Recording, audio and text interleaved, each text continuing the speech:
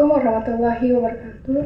Perkenalkan, saya Putri Ramadanti dari kelompok 2 dengan judul materi struktur ekonomi, konsep dan sektor pembentuk struktur ekonomi, hubungan struktur ekonomi dengan penciptaan lapangan kerja beserta contohnya. Dan saya juga selaku moderator dan sebagai pembaca materi pertama, yaitu apa itu ekonomi. Selanjutnya ada Naila Bella Hapsari, pemateri 2, yaitu mengenai sektor-sektor sektoral ekonomi. Selanjutnya ada Salma Nabila Ramadhani, pemateri 3, yaitu sektor-sektor regional ekonomi. Selanjutnya ada Lailatul Rosili, pemateri 4, yaitu sektor-sektor fungsional ekonomi. Selanjutnya ada Muhammad Alim Febrianto, pemateri 5, yaitu contoh sektor fungsional dan hubungan struktur ekonomi dengan penciptaan lapangan kerja yang pertama. Selanjutnya ada Syahriza Fahmi Sidik sebagai pemateri 6, yaitu hubungan struktur ekonomi dengan penciptaan lapangan kerja kedua dan ketiga. Dan terakhir ada Asma Radni, yaitu contoh nyata hubungan struktur ekonomi dengan penciptaan lapangan kerja. Oke, langsung saja ke materi yang pertama, yaitu apa itu ekonomi. Ilmu ekonomi adalah ilmu yang mempelajari pemenuhan kebutuhan manusia dengan sumber daya terbatas yang ada. Karena keterbatasan tersebut, dibutuhkannya peran pemerintah dalam mengatur kestabilan ekonomi untuk mengendalikan sumber-sumber daya yang tersedia agar terciptanya keadilan dan kesejahteraan bagi masyarakat sebagai syarat kecukupan. Guna mewujudkan pencapaian sebagai negara berkembang, segala upaya dan kebijakan pemerintah pun dilakukan untuk mengatasi serta mengantisipasi terjadinya krisis ekonomi. Salah satunya dengan memperpanjang jangka kebijakan pembangunan ekonomi. Hal ini dapat menjadi dasar transformasi atau perubahan dalam struktur ekonomi. Karena semakin laju pertumbuhan ekonomi yang diikuti dengan semakin cepatnya proses peningkatan pendapatan per kapita masyarakat, maka semakin cepat pula perubahan struktur ekonomi di suatu negara. Nah, itu saja dari saya, dilanjut dengan Naila Bella. Konsep dan sektor pembentuk struktur ekonomi. Struktur ekonomi adalah komponen atau susunan sektor ekonomi dalam suatu perekonomian. Struktur ekonomi menunjukkan kontribusi dari setiap sektor dalam menghasilkan produk domestik bruto atau PDB yang merupakan nilai total barang dan jasa yang diproduksi dalam suatu negara dalam kurun waktu tertentu. Adapun struktur ekonomi dapat dibagi berdasarkan 3 dimensi pendekatan, yaitu sektoral, membagi ekonomi berdasarkan sektor-sektor utama seperti sektor primer, sekunder, dan tersier. Kedua, regional, membagi ekonomi berdasarkan wilayah geografis seperti provinsi, kabupaten, atau kota. Dan yang ketiga, fungsional, membagi ekonomi berdasarkan fungsi ekonominya seperti konsumsi, investasi, dan pemerintah. Secara sektoral, ekonomi terbagi menjadi 3 sektor utama, yaitu sektor primer. Sektor primer merupakan kegiatan ekonomi dalam bidang pertanian, peternakan, kehutanan, perikanan, dan pertambangan. Adapun contoh, yang pertama, pengembangan agrowisata dan agroindustri untuk meningkatkan nilai tambah sektor pertanian. Yang kedua, mekanisasi pertanian untuk meningkatkan efisiensi dan produktivitas. Sektor sekunder. Sektor sekunder merupakan industri pengelolaan industri air dan listrik, dan industri bangunan, serta meliputi kegiatan ekonomi yang mengolah sumber daya alam menjadi barang jadi atau setengah jadi seperti industri manufaktur, konstruksi, dan pengolahan makanan. Adapun contoh, yang pertama, pemberian insentif bagi industri padat karya. Yang kedua, pengembangan pelatihan vokasi untuk meningkatkan keterampilan tenaga kerja. Sektor tersier. Sektor tersier merupakan sektor yang meliputi kegiatan bidang pengangkutan dan perhubungan, pemerintahan, perdagangan, dan jasa-jasa perseorangan. Adapun contoh, yang pertama, pengembangan sektor pariwisata berkelanjutan yang ramah lingkungan. Yang kedua, peningkatan kualitas pendidikan dan pelatihan untuk meningkatkan keterampilan tenaga kerja. Selanjutnya secara regional, ekonomi dibagi lagi menjadi 3 berdasarkan wilayah geografis. Yang pertama ada provinsi, adalah pembagian wilayah terluas dalam ekonomi regional. Mencakup beberapa kabupaten dan kota. Memiliki kewenangan sendiri dalam mengelola sumber daya dan mengatur ekonominya.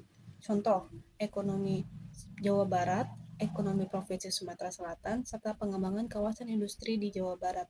Yang kedua ada kabupaten, merupakan pembagian wilayah regional di bawah provinsi, terdiri dari beberapa kecamatan, berada dalam lingkup koridor kewenangan yang sama dengan kebijakan yang ditetapkan oleh provinsi. Contohnya ekonomi Kabupaten Bandung, ekonomi Kabupaten Banyuwangi, serta peningkatan sektor pariwisata di Bali.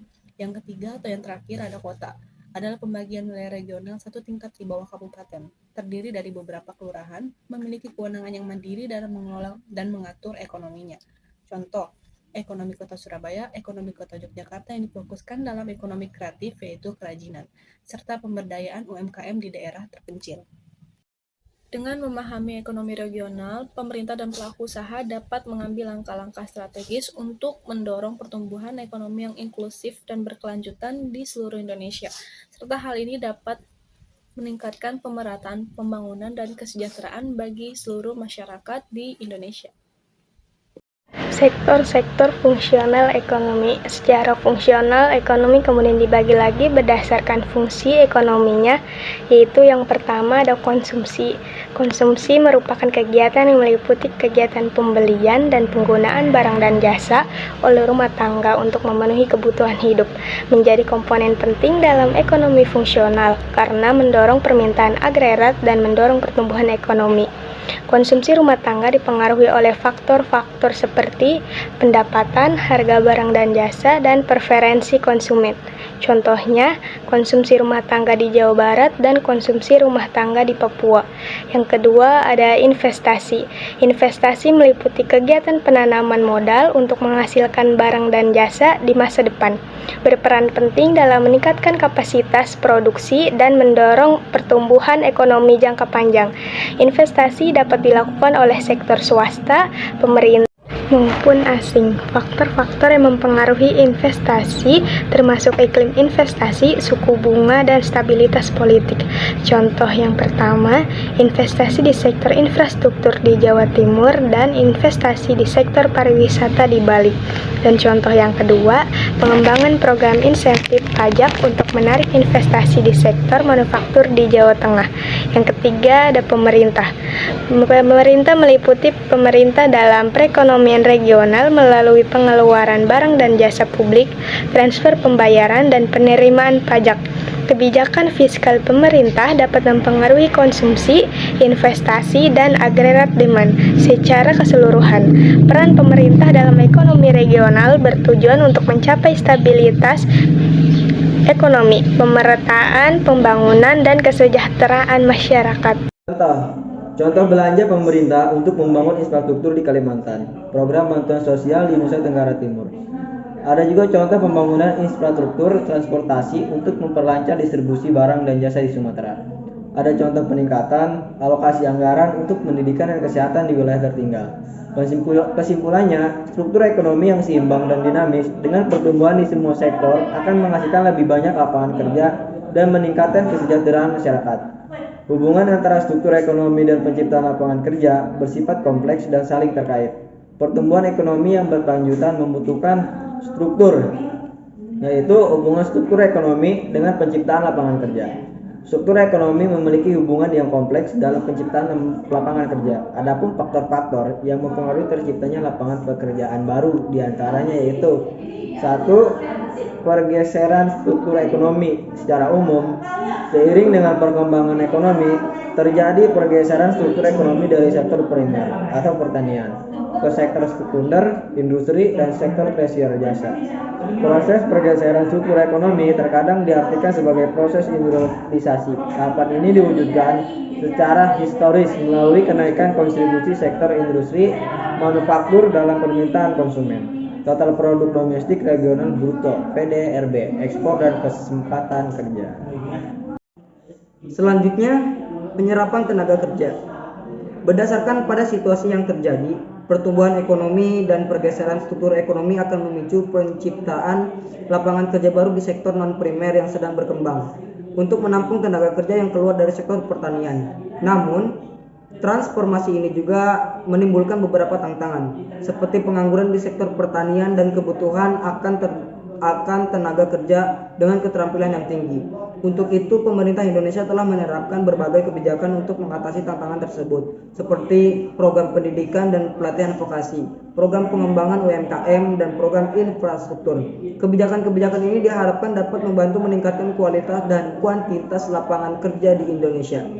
Selanjutnya, terbatasnya peluang kerja. Dengan adanya pergeseran sektor-sektor dari struktur ekonomi ini akan menjadi sebuah solusi bagi semua angkatan kerja yang tidak tertampung di sektor primer. Karena seiring berkembangnya ekonomi, pilihan-pilihan pekerjaan yang semula terbatas dan hanya berfokus pada sektor utama saja, kini sudah tersedia luas dengan pilihan pekerjaan yang beragam terdapat di sektor lainnya untuk para angkatan dan tenaga kerja di seluruh Indonesia. Mengingat pergeseran struktur ekonomi yang dipicu karena hal-hal berikut: inovasi, teknologi, dan kondisi global, perkembangan ekonomi baru, perubahan ketersediaan sumber daya, perubahan pasokan dan permintaan sumber daya, serta perubahan lanskap politik. Contoh nyata dan hubungan struktur ekonomi dengan penciptaan lapangan kerja. Yang pertama yaitu pengembangan struktur industri manufaktur. Kawasan industrialisasi Pulau Jawa, Indonesia, pengembangan industri manufaktur ini juga telah memberikan dampak positif dalam menciptakan lapangan kerja baru dan penurunan angka pengangguran. Untuk yang kedua yaitu pertumbuhan sektor pariwisata. Pertumbuhan sektor pariwisata di Indonesia, terutama di Pulau Dewata, Bali, dan Lombok, telah mendorong terciptanya banyak lapangan kerja baru di berbagai sektor, seperti perhotelan, restoran, transportasi, dan pariwisata. Untuk yang ketiga yaitu pertumbuhan sektor digitalisasi. Pertumbuhan e-commerce di Indonesia membuka peluang kerja baru di berbagai bidang, seperti logistik, pengantaran dan pengangkutan, pemasaran digital, dan customer service. Guna mewujudkan Indonesia menjadi negara yang berkembang, pemerintah Indonesia terus berupaya untuk menciptakan lapangan kerja baru melalui berbagai program dan kebijakan. Salah satu contohnya adalah Program Gerakan Nasional Lingkup Kerja dan Kerakyatan (GLK), yang bertujuan untuk mendorong penciptaan lapangan kerja di sektor informal serta mendorong pengembangan sektor-sektor yang memiliki potensi tinggi untuk menciptakan lapangan kerja. Dengan ini diharapkan pemerintah Indonesia dapat mengatasi masalah pengangguran dan meningkatkan kesejahteraan masyarakat.